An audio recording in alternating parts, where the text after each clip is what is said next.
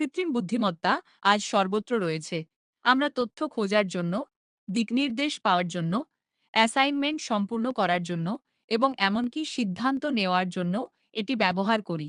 যদিও এআই জীবনকে সহজ ও দ্রুত করেছে, অনেকেই ভাবছেন এই সুবিধা কি ধীরে ধীরে মানব বুদ্ধিকে অলস করে তুলছে। যখন কাজ মেশিন দ্বারা সঙ্গে সঙ্গে সম্পন্ন হয়, মানুষ প্রায়ই মানসিক পরিশ্রম করা কমিয়ে দেয়। উদাহরণস্বরূপ, গভীরভাবে চিন্তা করা বা নিজে সমস্যা সমাধান করার পরিবর্তে অনেকেই প্রস্তুত উত্তরের জন্য এআই এর ওপর নির্ভর করে। সময়ের সাথে সাথে এই অভ্যাস কৌতূহল, সমালোচনামূলক চিন্তাভাবনা এবং সৃজনশীলতা কমিয়ে দিতে পারে। মস্তিষ্ককে যদি নিয়মিত চ্যালেঞ্জ না দেওয়া হয়, তবে তা কম সক্রিয় হয়ে পড়তে পারে। যেমন ব্যায়াম না করা পেশি দুর্বল হয়ে যায়।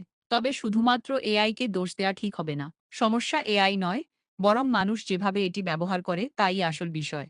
সঠিকভাবে ব্যবহার করলে এআই শেখা ও বিকাশে সহায়তা করতে পারে। এটি পুনরাবৃত্তিমূলক কাজের সময় বাঁচায়, জটিল ধারণা ব্যাখ্যা করে এবং নতুন জ্ঞান অন্বেষণে সাহায্য করে। এর ফলে মানুষ কল্পনা, উদ্ভাবন এবং অর্থপূর্ণ সমস্যার সমাধানের দিকে মনোযোগ দিয়ে পারে, যেখানে মেশিন এখনো মানব চিন্তার বিকল্প হতে পারে না। মূল কথা হলো ভারসাম্য। মানুষ যদি চিন্তা না করে এআই এর ওপর নির্ভর করে, তবে এটি অলসতা বাড়াতে পারে। কিন্তু যদি এটি শর্টকাটের বদলে শেখার উপকরণ হিসেবে ব্যবহার করা হয়, তবে এটি বুদ্ধিকে দুর্বল না করে শক্তিশালী করতে পারে। স্কুল এবং ব্যক্তিদের প্রশ্ন করা, সৃজনশীলতা এবং স্বাধীন চিন্তাকে উৎসাহিত করা উচিত। উপসংহারে, এআই স্বভাবত মানুষকে অলস করে না। মানব বুদ্ধি তখনই অলস হয়ে পড়ে যখন আমরা তা ব্যবহার করা বন্ধ করি।